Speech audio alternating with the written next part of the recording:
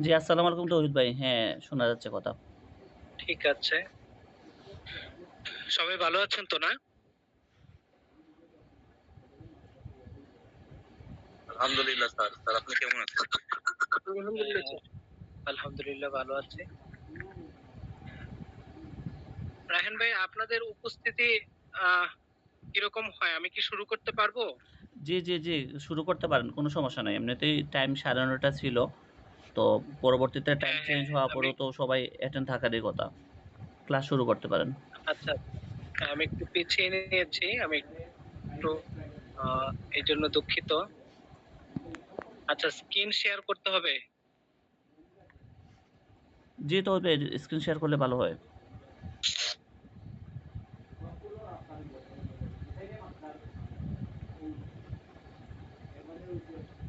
ওকে। আচ্ছা ঠিক আছে। স্ক্রিনটা কি দেখা যাচ্ছে? একটু চেক দেন তো রায়হান ভাইয়া।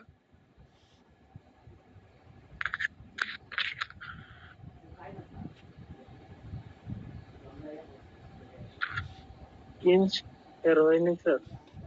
এখনো হয়নি?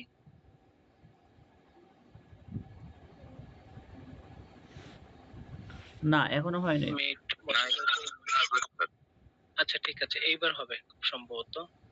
আমি একটু দেখছি।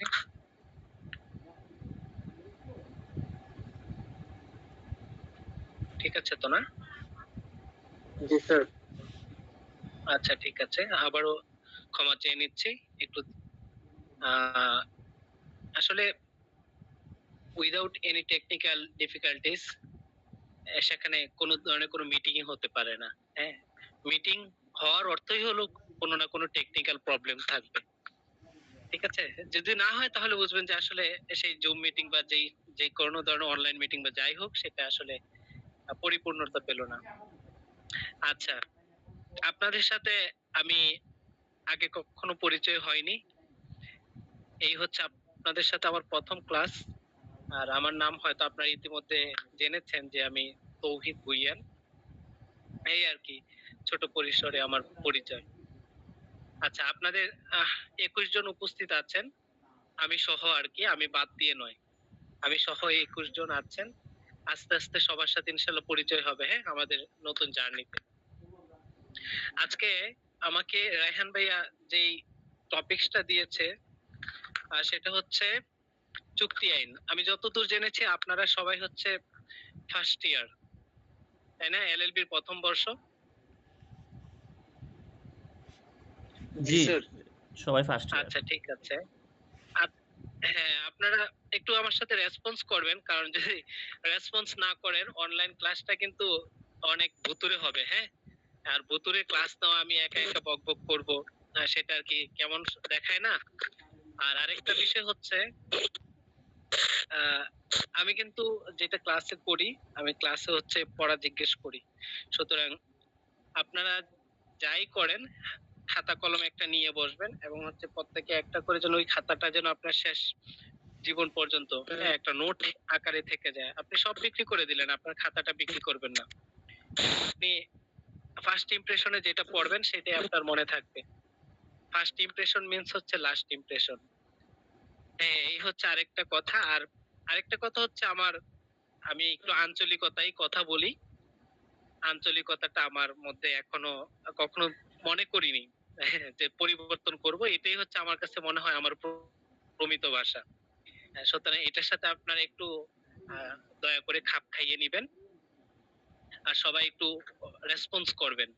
যে যেই পড়েন, যদি আপনি রেসপন্স করেন এখানে যেটা হবে, আপনার কথা বলার ক্যাপাবিলিটি বাড়বে। আপনি যদি চুপ করে থাকেন আপনি দেখবেন আস্তে আস্তে হারিয়ে যাচ্ছেন। আর আপনি যদি কথা বলেন তাহলে যেটা হবে, আপনি মনে হবে যে আপনি ফ্রন্ট লাইনে আছেন, একটা ট্র্যাকে ট্র্যাকে আছেন। আর যদি আপনি কথা না বলেন তাহলে দেখবেন যে আপনি লাইনচ্যুত হয়ে যাবেন। সুতরাং দয়া করে কথা বলবেন, আর অবশ্যই অবশ্যই খাতা কলম নিয়ে বসবেন। যে আপনি খাতা কলম যদি না নিয়ে বসেন, আমাদের ইউনিভার্সিটিতে যখন পড়ি স্যার আমাদের বলতো সব সময় যা বলি তা নোট করবা। এরকম অনেকে দেখছি, শুরুর দিকে বুঝতাম না, কিন্তু শেষ পর্যন্ত মানে স্যার এরকম ইন্সপায়ারেশনের ফলে এরকম হয়েছে, স্যার যদি বলতো যে একটা গল্প বলতো, খাতার কর্নারে সেই গল্পটাও হচ্ছে নোট করে নিতাম যে ছোট একটা স্যার এই ধরনের গল্প বলেছে। এখন স্যাররা নিজেরাও নাকি এসব করতো বা ওই জায়গা থেকে আর কি। তো দুইটা বিষয় হয় এটার সাথে। একটা হচ্ছে লেখার চর্চা হয়। আপনি তো সচরাচর লিখবেন না, কিন্তু যখন আপনি শুনে শুনে লিখবেন দেখবেন আপনার লেখার একটা গতি আসবে, এক মাপে আপনি লিখতে পারবেন। এটা একটা বিষয়। আরেকটা বিষয় হচ্ছে আপনি পড়াটার সাথে সাথে হয়ে যাবে। আর নয়তো অন্যথায় যেটা হয়, এত কষ্ট করে আইন পড়তে এসেছেন, কিন্তু যদি এখানে আর কি আহ কিছু পড়ে যদি কিছু নাই রাখতে পারেন, তাহলে তো আর হলো না। শেষ পরবর্তী সময় আরো দেখা যায় বিষয়টা আরো নিজের জন্য আরো কষ্টের হয়ে থাকে, লজ্জাজনক হয়ে থাকে। আর এখনকার পরীক্ষাগুলো একটু মানে একটু না ভালোই কঠিন হচ্ছে, বিশেষ করে রিটেন পরীক্ষাগুলো আর কি। প্রিলিতে এবার যদিও দেখা যায় যে একটু সহজ হয়েছে গতবারের চেয়ে প্রশ্নের তুলনায়, কিন্তু ওই দেখা যায় এবারের 13,000 আর গতবারের 5,000, টোটাল 17,000 এমন একটা প্রশ্ন করবে, দেখবেন এখান থেকে অটোমেটিক 12,000 বাদ হয়ে গেছে। ওই 4-5,000 নিয়ে হচ্ছে ভাইবা বোর্ডে যাবে, 4,000 নিয়ে। তারপর ভাইবা থেকে আবার যে কয়টা বাদ দিবে। আর আরেকটা বিষয় হচ্ছে, নরমালি যারা জাতীয় আপনারা ল কোর্স করতেছেন, তাদেরকে ভাইবা বোর্ডে একটু ভালোই প্রশ্ন করে আর কি, একটু দেখে আপনি আসলে কতটুকু পড়েছেন, কতটুকু জেনেছেন। হ্যাঁ, সুতরাং এই চর্চাটা যদি আগে থেকে, অর্থাৎ কথা বলার অভ্যাসটা যদি আগে থেকে হয়, তাহলে আহ, এগিয়ে যাবেন, অন্যদের থেকে এগিয়ে যাবেন। একটা বিষয় মনে রাখবেন, টুডে অর টুমোরো আপনি যদি এই পেশায় থাকতে চান, আপনাকে পড়াশোনা করতেই হবে। হ্যাঁ, পড়াশোনা করতেই হবে। কেন? কারণ আপনি ফাঁকি দিবেন, কিন্তু ফাঁকি দিয়ে হয়তো সময়টা পার করতে পারবেন, কিন্তু একটা সময় গিয়ে কিন্তু আপনার ঠিকই পড়তে হবে। পড়া না ছাড়া কিন্তু আপনি কখনোই পুল সিরাত পার হতে পারবেন না। আর সুতরাং যদি হচ্ছে পুল সিরাত পার হতে চান, বিদ্যুতের গতিতে বলেন, ঝড়ের গতিতে বলেন, তাহলে পড়াশোনায় ভাই লেগে থাকতেই হবে। পড়াশোনা ছাড়া কোনো বিকল্প নেই। ঠিক আছে? আপনারা আমার কথা বুঝতে পেরেছেন তো, না? জি স্যার, বুঝতেছি। রাগ করলেন না? না স্যার, ভালো কথা এগুলো। রাগটা খোয়েন না, আবার বললেন না যে স্যারের বেটা স্যার কি ধরনের কি বলে, হ্যাঁ এখনই ভয়ভীতি দেখাচ্ছে। না না স্যার, এটা বলাই ঠিক। আগে গালাগালি থেকে করে সতর্ক থাকা। মানে বিষয়টা শুনতে তো খুব কটু শোনায়। এই ধরনের একটা কোচিং সেন্টারে ক্লাস নিতে গেছি, মানে ক্লাসে নিতাম, তখন হচ্ছে পিছনে নতুন একজন স্যার হচ্ছে ট্রায়াল দিতে আসছে। তখন পিছনে আমারে বসায় রাখছে যে দেখো তো সে কি পড়ায় না পড়ায়। তো ছোট বাচ্চা আর কি, মানে টিনেজ এজের বাচ্চা আর কি। তো ছেলেটা নতুন আসছে, তো ওকে আবার কিছু ছেলে পেলে আমি মানে দেখা যে আগে প্রিপেয়ার করে রেখেছে, ওকে একটু এই প্রশ্নটা করবা, ওই প্রশ্নটা করবা। হ্যাঁ, মানে জাস্ট একটু চেক এন্ড ব্যালেন্স এর জন্য। তো একটা দুইটা প্রশ্ন করছে, তো ছেলেটা আর কি আটকে গেছে। হ্যাঁ, তো শেষে দিয়া পিছন থেকে এক পিছে মানে একটা ছেলে বইলেই উঠছে। ওই ছেলেটা আর কি একটু বাপের টাকা পয়সা আছে, তো একটু উল্টা পাল্টা চলে। যাই হোক, ছোট মানুষ বুঝেন একটা ওইরকম, মানে ও একটা স্ল্যাং ল্যাঙ্গুয়েজ ইউজ করে ফেলছে। এই মুখের এরকমের পোলা এরকম কি পড়ায়। ঠিক আছে? সুতরাং আবার ওই মনে মনে আবার একটু আমাকে বকাঝকা করেন না যে আপনাদের বেশি জ্ঞান দিচ্ছে। আচ্ছা, যাই হোক, আপনারা আজকে যে বিষয়টার সাথে পরিচিত হব, সেটা হচ্ছে চুক্তি আইন। আপনারা এই বিষয়টা কখনো শুনেছেন?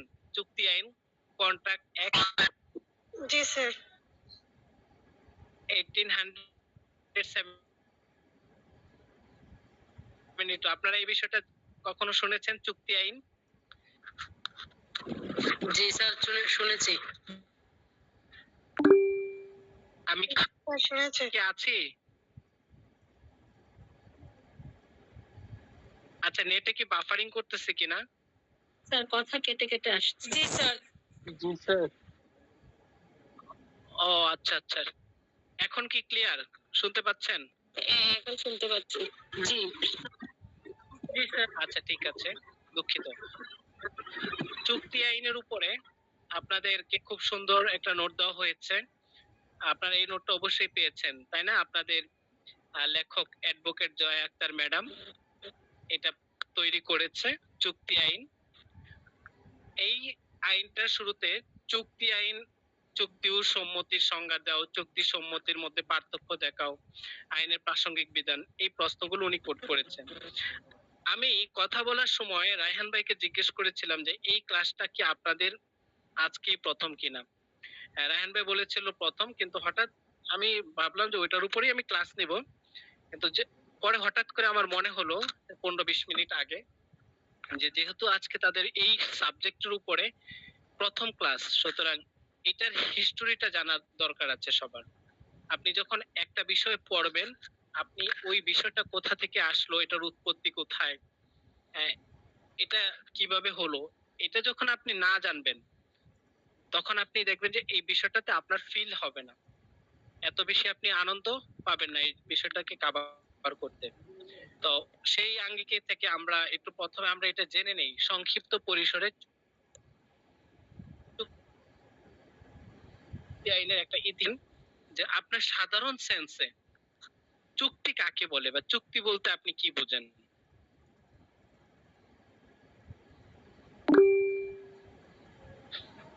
আমি বলি আইনের সাহায্যে বলবো হ্যাঁ হ্যাঁ শিওর প্লিজ। সম্মতিকে চুক্তি বলে। দুজন আইনের সাহায্যে মধ্যে দুজন মানুষের মধ্যে একটি কন্ট্রাক্ট হয় স্যার, এই কন্ট্রাক্টটাকে চুক্তি বলা হয়। আচ্ছা ঠিক আছে, Tofazzal Hossain raised a hand please, আপনি বলুন ভাই।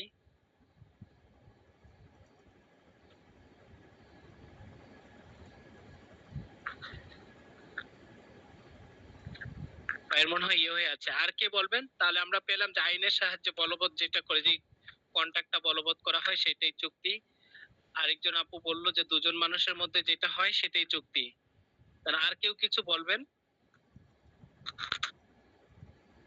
স্যার চুক্তি হচ্ছে হ্যাঁ আপু বলেন। আপনার দায় বা দায়িত্ব যে কোনো একটা বিষয়ের উপর নির্ভর করে দুই পক্ষের মধ্যে আইন দ্বারা কোনো কাজ করা বা বিরত থাকার জন্য যে আইনি পদক্ষেপটা নেওয়া হয় সেটাই চুক্তি। Excellent excellent. আপু কোথা থেকে পড়াশোনা করেছেন এবং কোন কলেজে পড়তেছেন? আমি ন্যাশনাল ইউনিভার্সিটির আন্ডারে ঢাকা তেজগাঁও কলেজ থেকে অনার্স, ইডেন থেকে শুনতে পাচ্ছেন? মাস্টার্স। জি হ্যাঁ। স্যার আমি তেজগাঁও কলেজ থেকে কোন অনার্স কলেজে করেছি পড়তেছেন এখন? আর এখন সেন্ট্রাল ল কলেজে পড়ছি।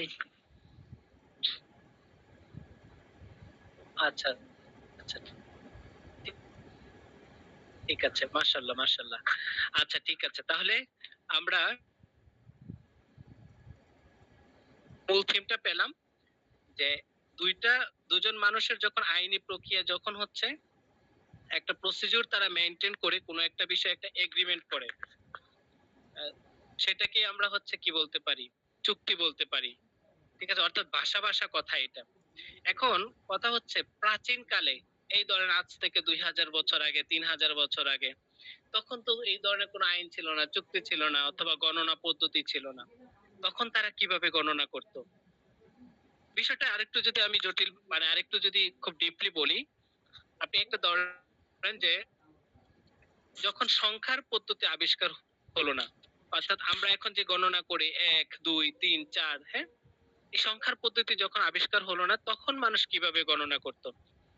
তখন গণনার শুরুটা এরকম হয়েছিল, মানুষ পাথরের টুকরা নিয়ে অথবা কি করত, তার কৃষকের বিশাল হচ্ছে গোয়াল ঘর ছিল, সেই গোয়াল ঘর থেকে তারা একটা গরু ছাড়তো, একটা বিশাল একটা রশি নিত, সেই রশির মধ্যে একটা গিট দিত, একটা গরু ছাড়তো, একটা রশিতে গিট দিত, একটা গরু ছাড়তো, গিট দিত। এইভাবে তারা গণনার হিসাব করত।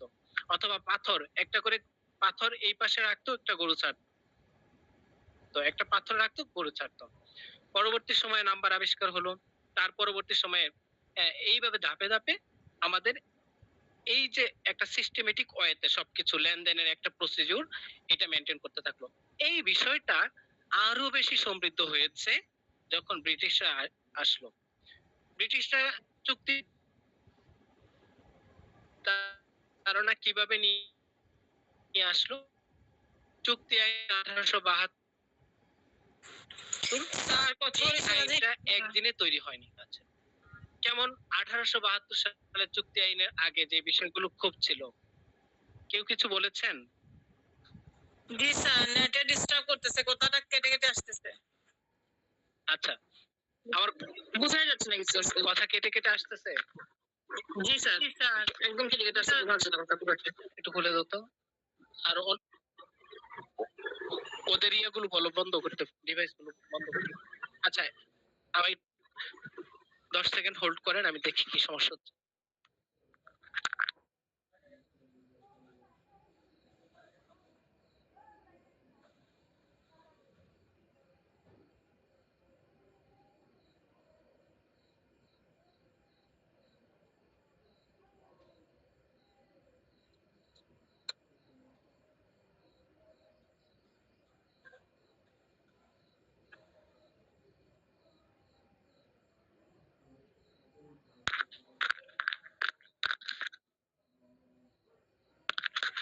এখনো কি বাফারিং করতেছে আপু, ভাইয়ারা? না না, এখন ঠিক আছে। আচ্ছা ঠিক আছে। স্লাইড কি দেখতে পাচ্ছেন? জি স্যার। জি স্যার। হ্যাঁ, বোঝা যায় না। আচ্ছা ঠিক আছে। স্লাইড কি দেখতে পাচ্ছেন না? জি, দেখা যাচ্ছে। দেখা যাচ্ছে। ঠিক আছে, সমস্যা হলে একটু বলবেন। আমি আবার তাহলে এইবার যদি সমস্যা হয় আমি লিভ নিয়ে আবার জয়েন করবো, হ্যাঁ? তাহলে আমি যেটাতে ছিলাম, যে এই যে চুক্তি আইন একদিনে তৈরি হয়নি, এই চুক্তি আইন হওয়ার আগে কি হতো? চুক্তি সংক্রান্ত যে বিষয়গুলো নিয়ে যেই যেই ঝামেলাগুলো নিত্য নতুন ছিল এবং প্রাত্যহিক ছিল, সেটা হচ্ছে ধরেন স্থানীয় রীতিনীতির যে বৈচিত্র্য, অর্থাৎ সবচেয়ে বেশি যে সমস্যাটা হতো কাস্টমারি ল, যে কনফ্লিক্ট। কাস্টমারি ল কনফ্লিক্ট কোনটা? এই ধরেন একজন হিন্দু একজন মুসলমানের মধ্যে চুক্তি হলো, চুক্তি হওয়ার পর এখন যখন চুক্তি সম্পূর্ণ হলো, তো যখন লেনদেনের পর্যায়ে হলো অথবা কোনো একটা প্রবলেম অ্যারাইজ করলো, তখন মূল সমস্যাটা হলো এই চুক্তিটা কোন আইন অনুযায়ী প্রযোজ্য হবে। ও বলতেছে ওর ধর্মের আইন অনুযায়ী প্রযোজ্য হবে, ও বলতেছে ওর ধর্মের আইন অনুযায়ী প্রযোজ্য হবে। তাছাড়া মূল যে সমস্যাটা ছিল, ভারতীয় ওই সময়ে কন্ট্যাক্ট অ্যাক্ট 1872 সালে সেই মূলত আইনটা করা হয়েছিল ভারতীয় উপমহাদেশের জন্য। পরবর্তী সময় এটা কোডিফাইড করে বাংলাদেশের জন্য এবং পাকিস্তানের জন্য নিয়ে আসা হলো 1973 সালে। কিন্তু ওই সময় মূল যে চুক্তি আইনটা ছিল 1872 সালে, সেটা হচ্ছে ভারতীয় উপমহাদেশের জন্য। আর এই ভারতীয় উপমহাদেশ ছিল বহুরূপী, কারণ এখানে বিভিন্ন ধরনের জাত পাত উপজাতি, হ্যাঁ, এদের মিশ্রণ ছিল এবং প্রত্যেকটা অঞ্চলের কি ছিল, একটা নিজস্ব রীতিনীতি ছিল, সংস্কৃতি ছিল। সুতরাং এই বিষয়গুলো নিয়ে বিচারকরাও কি হয়ে যেত, এই যে তাদের মধ্যেও দেখা যেত একটা দ্বন্দ্ব, বিচারকদের মধ্যেও দ্বন্দ্বের পর্যায়ে চলে যেত। কারণ তারা কখনো হিন্দু আইন ফলো করতে হবে, আবার কখনো মুসলিম মুসলিম আইন ফলো করতে হবে, এই বিষয়ে তারাও নিজেরা বিভ্রান্তির মধ্যে পড়ে যেত। তারপরে আরেকটা যেটা সমস্যা ছিল সেটা হচ্ছে বিচার ব্যবস্থার অস্পষ্টতা ও দ্বৈততা। কারণ কোম্পানি এই ধরনের বিভিন্ন আদালত বিভিন্ন চুক্তি নিয়ে বিভিন্ন রায় দিত। যেমন একটা কেস আমি দিয়েছি, company court versus crown court, হ্যাঁ। তা এতে করে দেখা যেত যে বিচার প্রার্থীদের মধ্যে হতাশার ক্ষোভ এগুলো দেখা যেত।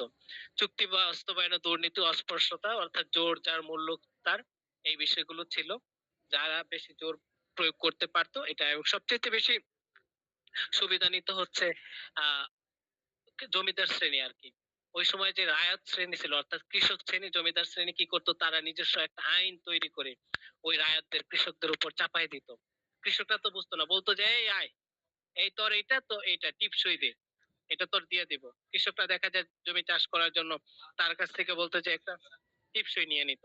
তা এই টিপসই এরকম ছিল যে তার পুরো জমি, আহ, যে ইয়েটা আছে, তার পুরো জীবন বর তার এখানে তার জমিতে চাষাবাদ করতে হবে। ওই চাষাবাদের 5/1 অংশ কৃষক নিবে, 4 অংশ রাজাকে দিতে হবে, জমিদারকে দিতে হবে। এই যে একটা কলহ, এবং এই যে একটা শোষণমূলক সমাজ ছিল, তো সবচেয়ে বেশি উপকৃত হয়েছিল এই রায়ত শ্রেণী আর কি, কৃষক শ্রেণী যারা ছিল তারা। তারপরে ইংরেজ ও ভারতীয়দের মধ্যে চুক্তিগত দ্বন্দ্ব, এবং যখন ইংরেজরা আসলো এখানে ব্যবসা বাণিজ্য করতে, তো ভারতীয়দের সাথে তাদের এই যে ব্যবসায়ীদের চুক্তি নিয়ে বিভিন্ন সময় দেখা যেত যে হরহামেশাই একটা সংঘর্ষ হতো, হ্যাঁ। এবং বিশেষ করে যারা ইংরেজরা একরকম ভাবে বোঝাতো, আর স্থানীয় যারা ছিল তারা তাদের রীতিনীতির দোহাই দিয়ে এটা হতো। সুতরাং একটা দীর্ঘমেয়াদী একটা প্রভাব এই ক্ষেত্রে পড়তে থাকে। তো এই যে বাণিজ্যিক সংঘাত ও প্রতারণা, এই বিষয়গুলো তো ছিল। ফলাফল স্বরূপ যেটা হয়, তখন ইংরেজরা যেটা করলো, তারা রিয়েলাইজ করলো যে এই উপমহাদেশে এই সমস্যা নিরসনের জন্য একটা আইন প্রণয়নের প্রয়োজন। সেই উপলব্ধির প্রেক্ষিতে প্রথমে তারা কি করলো, একটা চুক্তি আইন তৈরির যে একটা পটভূমি, অর্থাৎ একটা সংস্কার কমিশন, ব্রিটিশ পার্লামেন্ট তখন হচ্ছে আইন সংস্কার কমিশন গঠন করে, এবং ওই সংস্কার কমিশনের জন্য একটা চুক্তি আইন প্রণয়নের জন্য তারা সুপারিশ করে। এই সুপারিশের ফলে 1866 সালে কি করে ল কমিশন চুক্তি আইনের একটা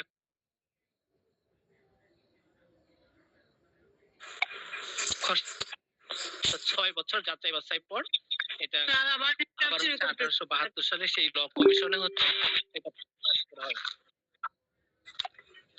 আবার শুরু হচ্ছে। জি স্যার।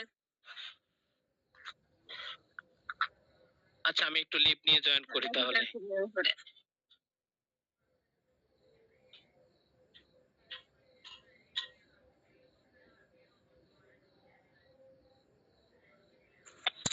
আজকে সবার নেটওয়ার্কে খুব ডিস্টার্ব করতেছে। আপনাদের করতেছে নাকি আপনারা? হ্যাঁ, করতেছো তো। হ্যাঁ, সবখানেই এমন করতেছে। কেটে কেটে যাচ্ছে কথা। কেটে কেটে যাচ্ছে। আমার জি, আমিও ভাবছি মেবি আমাদের ঠিক আছে। এইবার কি ঠিক আছে? সবাই চুপ থাকছি আমরা কথা। আচ্ছা, এইবার কি কথা শুনতে শোনা যাচ্ছে? পাচ্ছেন? কিন্তু ক্লাস করলে একটু বোঝা যাবে আর কি ঠিক আছে কিনা। এখন বোঝা আচ্ছা, যাচ্ছে ঠিক স্যার? আছে। যদি সমস্যা হয় প্লিজ বলবেন, আমি ডিভাইসই চেঞ্জ করে ফেলবো। আচ্ছা, এতক্ষণ পর্যন্ত আমি যে ল কমিশন পর্যন্ত এসেছিলাম, ওই পর্যন্ত কি আপনারা ক্লিয়ার হয়েছেন? শতকে ব্রিটিশ পার্লামেন্টে একটা চুক্তি, আপনি একটু প্লিজ জুম করে নেন, এখান থেকে লেখাটা বড় হবে না আপু। আপনি একটু ওখানে দেখেন জুম করা যায়, আপনি একটু জুম করে স্ক্রিনশট নিয়ে নিতে পারেন, সমস্যা নেই। বা আমি রায়হান ভাইকে ওটা পাঠিয়ে দিব, আপনারা একটু তখন একটু দেখে নিন। হ্যাঁ, আচ্ছা। তো আইন সংস্কার কমিশন গঠন করে। আচ্ছা, আরেকটা বিষয় করা যেতে পারে, সেটা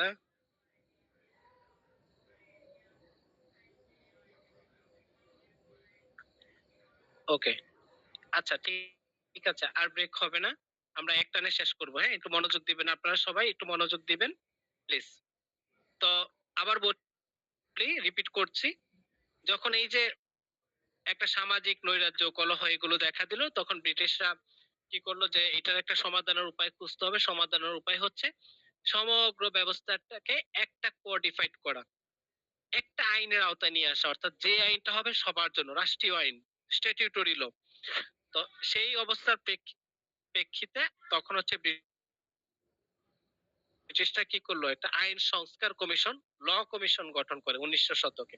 ব্রিটিশ পার্লামেন্ট সেই ল কমিশন গঠন করে, যার একটাই কাজ ছিল, সেটা ভারতের জন্য একটা কার্যকর ও আধুনিক চুক্তি আইন প্রণয়ন করা।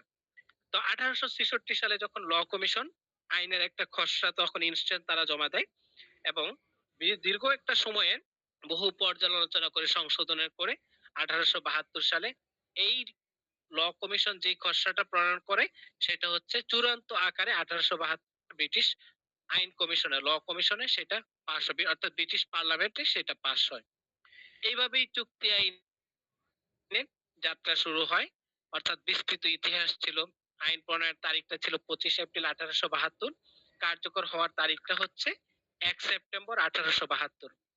আর এটা ইন্ডিয়ান কন্ট্রাক্ট অ্যাক্ট 1872 নামে পরিচিত, কারণ গোটা ভারতীয় উপমহাদেশে চুক্তি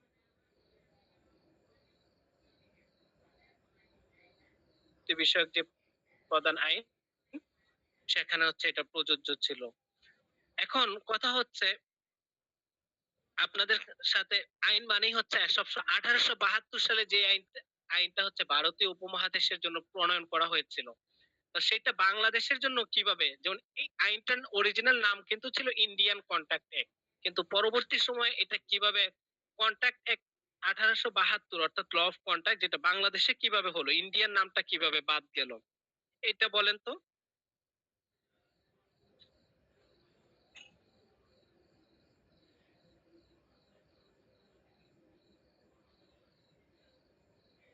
কেউ কেউ কি বলতে পারবেন? আর এখানে ইন্ডিয়ান নামটা বাদ দেওয়ার একটাই কারণ, যা ইন্ডিয়ান কন্ট্রাক্ট ল বললে সেটা শুধুমাত্র ইন্ডিয়ার জন্য প্রযোজ্য হয়ে যাচ্ছে। আর কন্ট্রাক্ট লটা বলার কারণে আচ্ছা এটা এই যে চুক্তি আইনটা সকলের জন্য সমান, এই কারণে বাদ দেওয়ার জন্য দিতে হয়।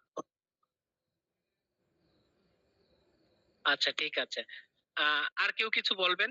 না, আমি জানতে চাচ্ছিলাম যেটা, যে আমরা তো অনেক যুদ্ধ বিগ্রহ করে তারপর হচ্ছে পাকিস্তান থেকে আলাদা হয়েছি। সেই প্রথমে 1947 থেকে ইন্ডিয়া থেকে আলাদা হয়েছি, তারপরে পূর্ব পাকিস্তান, আমরা হচ্ছে আবার পাকিস্তান থেকে আমরা আলাদা হয়েছি। তো এখন কথা হচ্ছে, অনেকগুলো আইন তো ছিল, যেগুলো সেই অনেকগুলো আইন কি ম্যাক্সিমাম আইনে ছিল। সিপিসি বলেন, সিআরপিসি বলেন, কন্ট্রাক্ট অ্যাক্ট বলেন, টিপি অ্যাক্ট বলেন, সব আইনই তো সেই সময় থেকে পাকিস্তানের সাথে বা এই উপমহাদেশ ইন্ডিয়ান উপমহাদেশের সাথে হচ্ছে মিলিয়ে আমাদেরকে আইনগুলো তৈরি করা হয়েছিল।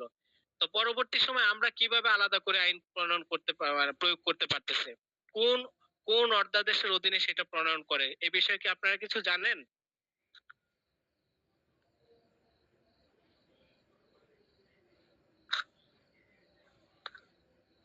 বিষয় আমি কোন কথাটা বলতে চাচ্ছি আপনারা কি বুঝতে পেরেছেন?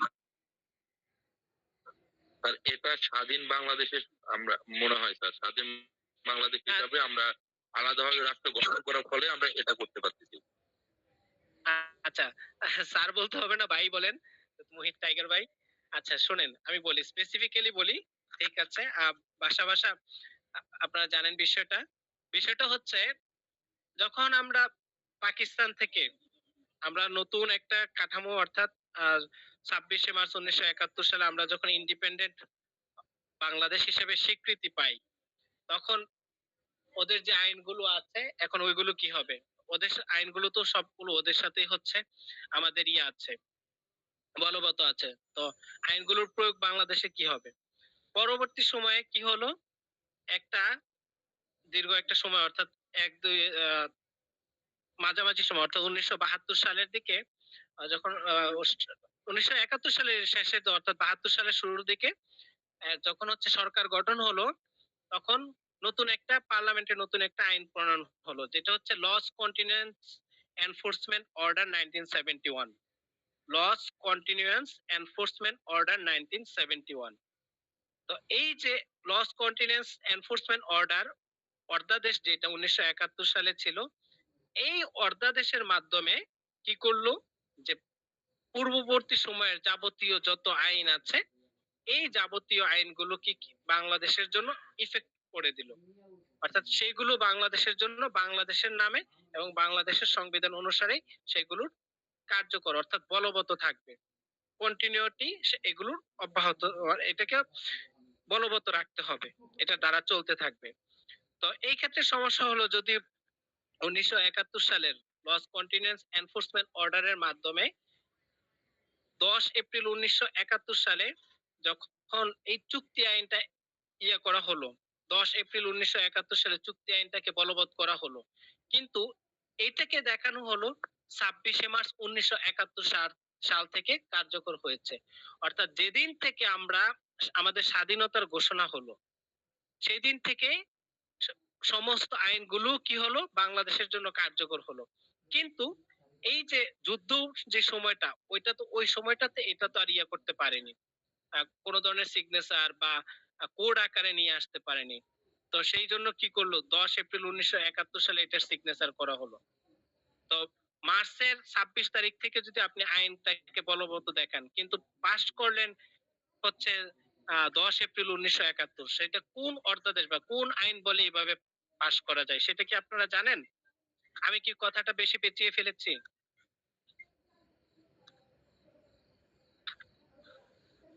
বিষয়টা আপনারা বুঝতে পেরেছেন?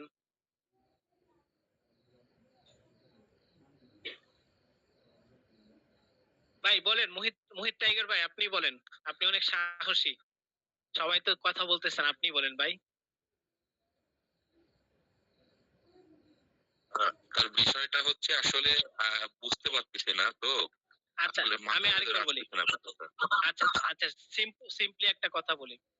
সিম্পলি বিষয়টা হচ্ছে, এই ধরেন আমার জন্ম তারিখ ছিল 1971 সালে, কিন্তু আমার জন্ম তারিখ 1971, আমার এনআইডি কার্ড হলো অর্থাৎ বার্থ সার্টিফিকেট হলো 1973 সালে, কিন্তু আমার জন্ম তারিখটা দেখানো হচ্ছে 1971 সালে।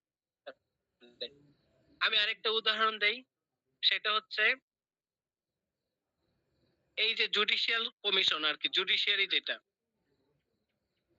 এত দূর না যাই, একটা আইন তৈরি হলো বা দেখা বাংলাদেশের স্বাধীন হওয়ার সাথে সাথে অর্থাৎ 26শে মার্চ 1971 সালে এই আইনটা বাংলাদেশে বলবৎ করা হয়েছে, বাংলাদেশে তৈরি হয়েছে, কিন্তু এটা হচ্ছে আইনে আছে 26 মার্চ 1971 সালে, কিন্তু বাস্তবে এই আইনটা তৈরি হয়েছে 10 এপ্রিল 1971 সালে। তো মার্চ আগে না এপ্রিল আগে? মার্চ আগে। মার্চ আগে। এই বাকি সবাই ঘুমাচ্ছেন কেন? কথা বলেন সবাই। এত নাম ধরে ধরে কিন্তু এখন জিজ্ঞেস করবো একেবারে। মার্চ আগে। তো বিষয় হচ্ছে, যদি 25 এপ্রিল একটা আইনকে আপনি কার্যকারিতা দেখান, হ্যাঁ, যে 25 এপ্রিল একটা আইনের সিগনেচার করলেন আপনি, কিন্তু সেই আইনের কার্যকারিতা শুরু হয়েছে 26শে মার্চ 1971 সালে, সেটা আইন বলে হয়েছে। এটাকে বলে সবাই, হ্যাঁ, এটাকে সবাই লিখেন, এটাকে বলা হচ্ছে ভূতাপেক্ষা কার্যকারিতা, অর্থাৎ রেট্রোস্পেকটিভ ইফেক্ট। এটাকে বলা হয় ভূতাপেক্ষা কার্যকারিতা, ঠিক আছে, রেট্রোস্পেকটিভ ইফেক্ট। আইনটা যেমন বাংলাদেশের জুডিশিয়াল সার্ভিস কমিশন, জুডিশিয়ারি বিচার বিভাগ, যে যে সহকারী জজ যেটা Screen নিয়োগ দেখা দেয় আর কি, যাচ্ছে না। এটা তো এখন আলাদা। স্ক্রিন দেখা যাচ্ছে না। আচ্ছা, স্ক্রিনে এখন কিছু নেই, এখন দেখতে পাচ্ছেন? জি, এখন দেখা যাচ্ছে। আচ্ছা, স্ক্রিনে কিছু নেই, আপনারা শোনেন। জুডিশিয়ারি তৈরি হচ্ছে 2007 সালে, জুডিশিয়ারি তৈরি হয়েছে, এটা আইনে আছে 2007 সালে, কিন্তু বাস্তবে জুডিশিয়ারি তৈরি হয়েছে কত? 2009 সালে, কিন্তু আইন করে দেখানো হলো 2007 সাল থেকে জুডিশিয়ারি তৈরি হয়েছে, এবং তখন থেকে এটা কার্যত চলমান, এটা কার্যকর।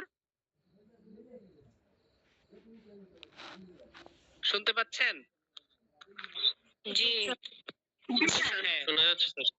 হ্যাঁ হ্যাঁ, এটাকে বলা হয় রেট্রোস্পেকটিভ ইফেক্ট, অর্থাৎ ভূতাপেক্ষা কার্যকারিতা। ভূতাপেক্ষা কার্যকারিতা অর্থাৎ একটা জিনিসকে পরে আপনি পরে বৈধতা দিয়েছেন, কিন্তু বৈধতা যখন দিয়েছেন দেখালেন যে শুরুর সেই তারিখের অনেক আগে থেকে সেটার বৈধতা আছে, এটাকে বলা হয় ভূতাপেক্ষা কার্যকারিতা। তেমনি আইন প্রণয়নের তারিখ হচ্ছে 25 এপ্রিল 1872, আর কার্যকর হয়েছে 1 সেপ্টেম্বর 1872, কিন্তু বাংলাদেশে যেটা কার্যকর হয়েছে 26শে মার্চ 1971, ঠিক আছে, কিন্তু অ্যাকচুয়ালি বাংলাদেশে এটা কার্যকর হয়েছিল কবে? 25 এপ্রিল 1971 সালে। তো ভূতাপেক্ষা কার্যকর অর্থাৎ রেট্রোস্পেকটিভ ইফেক্টের মাধ্যমে এটাকে অনেক আগে থেকে কার্যকর দেখানো হয়েছে। তেমনি ভাবে সমস্ত আইনগুলোকে লস কন্টিনিউয়াস এনফোর্সমেন্ট অর্ডার 1971 সালে বাংলাদেশে 1971, এটা স্বাধীনতার পর এই আইন প্রণয়নের মাধ্যমে ব্রিটিশদের সাথে, পাকিস্তানের সাথে, ভারতের সাথে আমাদের যে আইনগুলো ছিল একসাথে, ওই আইনগুলোকে টোটালি আলাদা করে বাংলাদেশের আইন নামে আলাদাভাবে হচ্ছে সেটা প্রণয়ন করা শুরু হয়েছে, বা সেটা হচ্ছে কার্যকারিতা শুরু হয়েছে। যেমন হচ্ছে দেখেন, সিপিসি যে মূল আইনটা, এটা বাংলাদেশেও যা, ইন্ডিয়াতেও তা, পাকিস্তানেও তা। সিআরপিসি তে দেখেন মূল আইন যেটা, বাংলাদেশেও যা, ইন্ডিয়াতেও যা, পাকিস্তানেও তা। প্যানাল কোড একই রকম, কন্ট্রাক্ট অ্যাক্ট একই রকম, ট্রান্সফার অফ প্রপার্টি, সবগুলো আইন একই রকম, নো চেঞ্জ। শুধুমাত্র ওই অ্যামেন্ডমেন্টের মাধ্যমে যে একটা দুইটা বিষয়কে পরিবর্তন করা হয়েছে, ওই বিষয়গুলো আর কি একটু দুটো চেঞ্জ আসছে, আর নয়তো হুবহুব সব একই রকম। যেমন প্যানাল কোডে দেখেন, প্যানাল কোড আপনারা পড়ছেন? না স্যার। ওই আপনার তো পাঁচটি, ওই অবধি তো জানা নাই। প্যানাল কোডে 50 টাকার জন্য আপনার 2 মাস ধরে জেল খাটতে হবে। 50 টাকার জন্য 2 মাস জেল কাটতে হবে। তারপর হচ্ছে দেওয়ানি কার্যবিধি সিপিসিতে 500 টাকার জন্য আপনার 6 মাস জেল কাটতে হবে।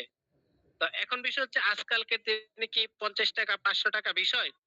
কোনো বিষয় না। কিন্তু আইনগুলো সেই 1908 সালে 1872 সালে তৈরি হয়েছে, 62 সালে তৈরি হয়েছে। এখন পর্যন্ত কোনো এটার পরিবর্তনই হয় নাই। ওই সময়ে 50 টাকা কিন্তু অনেক টাকা ছিল। যেটা এই সময়ে কিছুই না। তো এই হচ্ছে অবস্থা। এবার এখানে আইনটির মূল কাঠামো 11টা ভাগ ছিল। যেমন কিছু গুরুত্বপূর্ণ অংশ হচ্ছে এখানে জেনারেল প্রিন্সিপালস ছিল, ল অফ কন্ট্রাক্টের indemnity and guarantee, bailment and pledge agency, partnership, sale of goods, contract relating to carriage. এইগুলো হচ্ছে ভাগ আর কি। আপনারা যখন চ্যাপ্টার গুলো ভাগ করেছে এটা আপনার পরে গেলেই দেখবেন যে পরবর্তী সময়ে যেখানে সংশোধন করা হয় আইনের কিছু অংশ পরে পৃথক আইন হিসেবে গৃহীত হয়। যেমন এটাকে কেটে সেটা এই কন্ট্রাক্ট একটাকে কেটে যখন দেখলো যে এই বিষয়গুলো যেমন হচ্ছে সেল অফ গুডস অ্যাক্ট 1930, বিক্রয় সংক্রান্ত চুক্তি, এই চুক্তিগুলো প্রচুর পরিমাণে হতো, প্রচুর পরিমাণে। তো এখন দেখলো যে কন্ট্রাক্ট অ্যাক্টের মাধ্যমে করতে গেলে এটা একটা ঝামেলা হয়ে যায়। তখন বললো যে এই আইনটাকে আলাদা করে ফেলো, আলাদা করে নতুন একটা আইন তৈরি করে ফেললো, সেল অফ গুডস অ্যাক্ট। অথচ এটার লাস্টের একটা চ্যাপ্টারই ছিল আইনের, লাস্ট সেকেন্ড চ্যাপ্টার আর কি, বিক্রয় সংক্রান্ত চুক্তি। তারপর আবার দেখেন এই যে পার্টনারশিপ অ্যাক্ট 1932, বিক্রয় সংক্রান্ত চুক্তির পরে যখন দেখা যায় বিক্রয়গুলো যে পার্টনারের মধ্যে একটা জটিলতা দেখা দেয়, দ্বৈত পার্টনার, ট্রিপল পার্টনার অথবা বহু যেটা মাল্টিপল থাকে। তো এই যে অংশীদারিত্বের যে একটা বিষয়, তো ওখানেও গিয়ে একটা ঝামেলা হলো। তো বললো যে তাহলে এই আইনটার এই অংশটাকে আলাদা করে দাও। পার্টনারশিপ অ্যাক্ট নামে নতুন একটা আইনই হয়ে গেল অংশীদারিত্ব। তো বর্তমানে যে কার্যকর যে অংশগুলো রয়েছে এক থেকে এই যে সেকশন 1 থেকে 75 পর্যন্ত, আর ওখানে কিছু অংশ যেমন জেনারেল প্রিন্সিপালস যেগুলো লাগবে একটা চুক্তির জন্য, যে মৌলিক যে বিধানগুলো দরকার, এই বিষয়গুলো শুধুমাত্র রয়ে গেছে এই আইনটার মধ্যে 1 থেকে 75 পর্যন্ত। আর এই যে এজেন্সি, বেলমেন্ট, গ্যারান্টি, এগুলো আমরা পড়বো। এবার বাংলাদেশে এর প্রাসঙ্গিকতা। ভারত বিভাগের পর ভারত, পাকিস্তান এবং পরবর্তীতে বাংলাদেশ, 3 দেশেই আইনটি আদি ভারতীয় চুক্তি হিসেবে রয়ে যায়। বাংলাদেশে আইনটি প্রযোজ্য হিন্দু কিছু পরিমার্জন এটা হয়েছে। ঠিক আছে। তো উপসংহারে যেটা হয়েছে যে উপমহাদেশের ব্যবসা ও ব্যক্তি পর্যায়ে চুক্তি সংক্রান্ত আইনগত কাঠামো তৈরি করেছে এবং বাংলাদেশে এখন পর্যন্ত এটা বলবৎ রয়েছে এবং ওই আকারেই রয়েছে। এই হলো চুক্তির একটু ছোট শর্টকাট ইতিহাস। আপনারা কি বুঝতে পেরেছেন মোটামুটি, বা কেমন বুঝতে পেরেছেন বলেন? আসেন আপনাদেরকে একটু 2 মিনিট জিজ্ঞেস করি, জেরা করি কি অবস্থা আপনাদের। বলেন এই পর্যন্ত কারো কোনো সমস্যা আছে কিনা?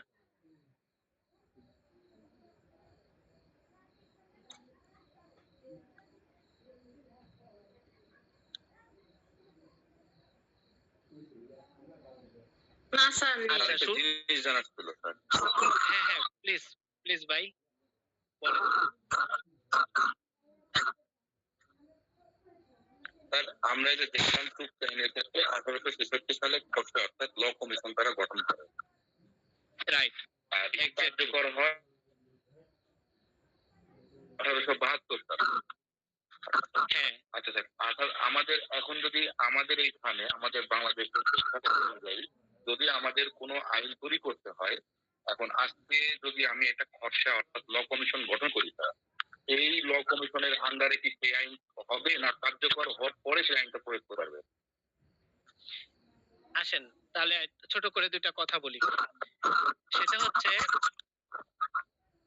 একটু মিউট করেন প্লিজ। বিষয়টা হচ্ছে কমিশনে পাস হওয়া, কার্যকর হওয়া আর খসড়া প্রণয়ন করা, 3টা বিষয়। একটা আইন তৈরি করার জন্য যেটা করতে হবে, প্রথমে একটা আইন সংস্কার কমিশন গঠন করে, শর্টকাটে বলি আর কি আপনার সহজে বোঝার সুবিধার্থে, একটা আইন সংস্কার কমিশন অর্থাৎ ল কমিশন গঠন করে। ওই ল কমিশন কি করে এই বিষয়টা নিয়ে, যেমন হচ্ছে খুব সিম্পল আসেন, আমাদের যে ডিজিটাল সিকিউরিটি অ্যাক্ট অর্থাৎ যেটাকে আমরা কালো আইন বলি শেখ হাসিনার সময়ের, কালো আইন, এই আইনটাকে বাদ করার চলতেছে, অথবা বৃহৎ আকারে এই আইনটাকে একটা সংস্কার করা হবে, ডিজিটাল সিকিউরিটি অ্যাক্ট, কালো আইন। তো ওই আইনটা যখন তৈরি করা হলো তখন একটা প্রেক্ষাপট দেখা দিল। প্রেক্ষাপট কি? বাংলাদেশের এমপি মন্ত্রী যারা আছে তারা অতিষ্ঠ। কেন? ফেসবুকের লেখালেখি এটা সেটা, এক একজনের মান সম্মান কিছুই রাখতেছে না, যে যেখানে যেটা পাইতেছে সবকিছু ছেড়ে দিচ্ছে। না পারলে এআই দিয়ে বানায় তারপর ছাড়তেছে, কিন্তু ছাড়তেই হবে। কারণ এই বিষয়টা আসলে একটা সামাজিক একটা এনার্কি তৈরি হয়ে গেছে। এই এনার্কিকে প্রতিরোধ করার জন্য এখন রাষ্ট্রের তো মাথায় বাজ, যে এখন কি করবে। তো এখন কি করলো, এই বিষয়ের জন্য একটা বিশেষজ্ঞ দল গঠন করলো। বিশেষজ্ঞ দল গঠন করে বললো যে আপনারা এই বিষয়টা নিয়ে কাজ করেন। এখন বিশেষজ্ঞ দল তো এমনি এমনি কাজ করতে পারবে না। আমাদের কি, তাদের কি করতে হবে? তাদেরকে পাওয়ার দিতে হবে। পাওয়ার দিতে হলে একটা কমিশন লাগবে। এইটাকে বলা হয় আইন সংস্কার কমিশন, বা যেটা ল কমিশন নামে পরিচিত। এই ল কমিশন কি করলো?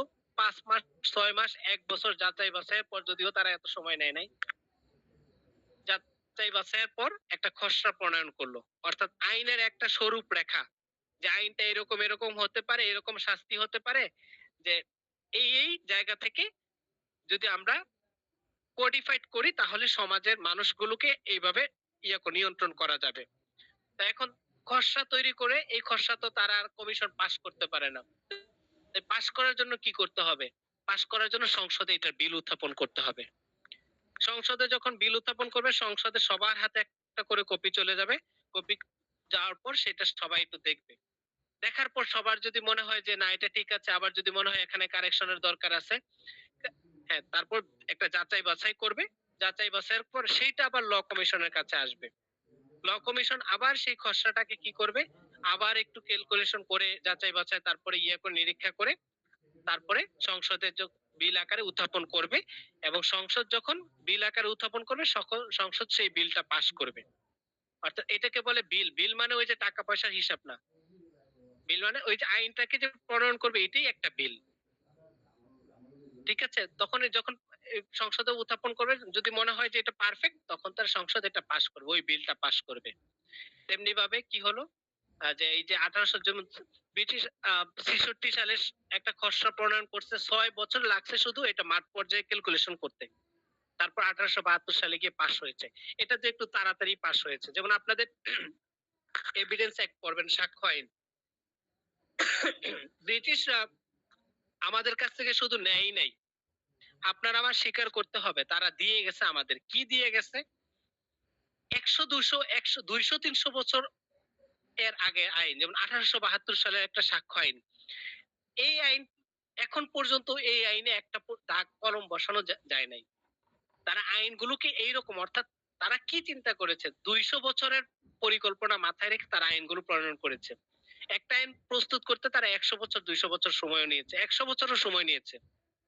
যেমন সিআরপিসি, যেমন ফৌজদারি আইন, যেটা এটা তৈরি করতেও তো দীর্ঘ একটা ইতিহাস ছিল, প্রায় 100 বছর সময় লেগেছে। তারপরে গিয়ে এটা কোডিফাইড হয়েছে। তো তারা আইন তৈরির ব্যাপারে খুবই নিখুঁত ছিল, খুবই এক্সপার্ট ছিল। এবং তাদের যে আইনগুলো আছে, এগুলো এখন পর্যন্ত আমাদের সমাজে মানানসই চলে যাচ্ছে। এবং আশা করা যায় যে আগামী 200-300 বছর বা আরো সময় পর্যন্ত এগুলোতে আপনার হাতও দিতে হবে না, এইভাবেই চলে যাবে। শুধু কিছু জায়গায় আপনার পরিবর্তন আনতে হবে। এই হলো বিষয়। ইতিহাস নিয়ে আর কারো কোনো প্রশ্ন আছে? আপনারা কি বুঝতে পেরেছেন? কথা বলে না, দেখেছেন? সবাই চুপ করে আছে। আসেন আমি প্রশ্ন দেবো, তখন কথা বেরোবে। 2 মিনিটের মোটামুটি বুঝতে পেরেছি। আচ্ছা ঠিক আছে, 2 মিনিটের একটা কোয়েশ্চেন সেশন হবে। আপু আপনি বলেন, আপনি কথা বলেছেন, আপনি ভেজাল ফেরে পড়েছেন, বলেন চুক্তি আইনের প্রণয়নের তারিখ কবে?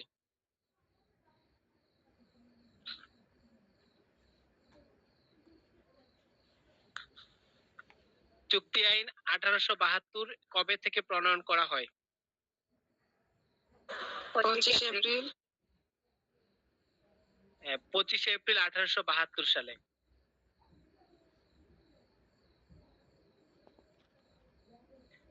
কেউ আমাকে একজন ব্রিফলি বলেন তো, 1 মিনিটে বলবেন চুক্তি আইনের ইতিহাসটা কি, একজন বলেন, সবাই মনোযোগ দিয়ে শুনবেন, আপনাদের কিন্ডার গার্ডেনে নিয়ে যাচ্ছি। কে নোট করেছেন প্লিজ বলেন।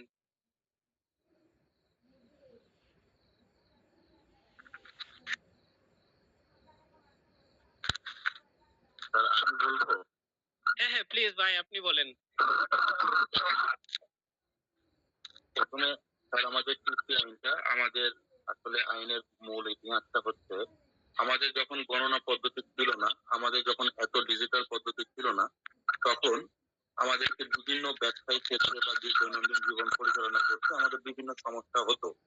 এবং সেই ক্ষেত্রে আমরা দেখছি যে আজ থেকে ব্রিটিশ সরকারের যখন দেওয়ানি প্রথা ছিল, তখন জমিদাররা বিভিন্ন ভাবে কৃষক শ্রমিকদেরকে মানে তারা ঠকাতো।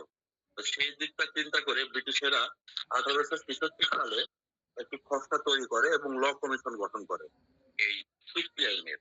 এর পরবর্তীতে তারা এই আইনটা 25 এপ্রিল 1872 সালে প্রণয়ন করে এবং কার্যকর করে 1 সেপ্টেম্বর 1872 সালে। এবং এই আইনটা প্রথমে বলা হয়েছিল ইন্ডিয়ান কন্ট্রাক্ট অ্যাক্ট। এর পরবর্তীতে এই আইনটা চুক্তি আইন হিসাবে আমাদের দেশে প্রচলিত হয়। মাশাআল্লাহ মাশাআল্লাহ ভাই, আপনি আসেন আপনাকে একটু জড়িয়ে ধরি। হ্যাঁ, আপনি খুব অল্প কথায় খুব সুন্দর করে বলে দিয়েছেন, মাশাআল্লাহ ভাই। আর কেউ আছেন আরেকটু বলবেন, আরেকটু ডিটেলসে বলবেন।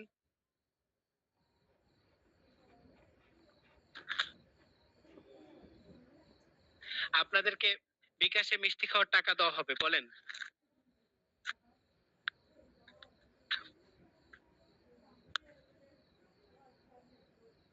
কেউ বলবে না। আচ্ছা, আমি জিজ্ঞেস করি এখন। এই তোফাজ্জল ভাই, আপনি আছেন?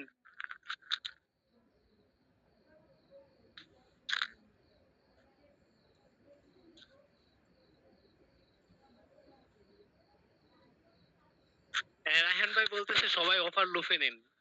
ঠিক আছে, আপনারা তো অফার লুফে নিচ্ছেন না। হ্যাঁ, শ্যামলী আপু মনে হয় কিছু বলবে, বলেন আপু। জি স্যার, চুক্তি পালনে চুক্তিভুক্ত সকল পক্ষে কিছু দায় দায়িত্ব কর্তব্য থাকে। কোন পক্ষ তার কর্তব্য পালন না করলে বা ব্যর্থ হলে অন্য পক্ষ তা বাতিল করতে পারে বা ক্ষতিপূরণ পাওয়ার অধিকারী হবে। চুক্তির সম্মতির সংজ্ঞা নিম্নে আলোচনা করা হয়েছে। ইংরেজি কন্ট্রাক্ট শব্দের বাংলা অর্থ চুক্তি, আরবিতে বলা হয় আকদ। এর আবিধানিক অর্থ মিলন।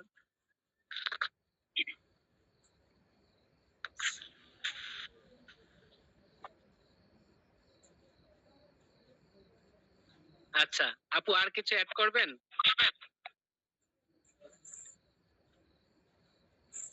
উম, আচ্ছা আচ্ছা ঠিক আছে আপু, থ্যাংক ইউ, আপনি সাহস করে বলেছেন, অসংখ্য ধন্যবাদ আপু। আমি একজনকে জিজ্ঞেস করি, বাস আজকে এতটুকু শেষ করে দেব। বুঝেছি আপনারা অনেক ফাঁকি দিয়েছেন, সামনের ক্লাস থেকে আপনাদের ফাঁকি দেওয়ার সুযোগ দেওয়া হবে না। ঠিক আছে, নাদিয়া বেগম বলেন কি কি নোট করেছেন।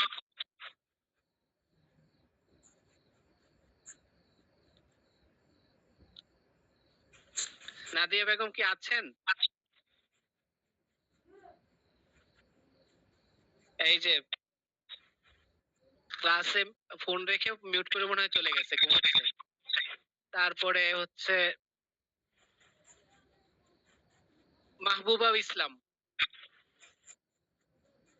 মাহবুবা ইসলাম ইনিও চলে গেছে। আবু নাইম ভাই,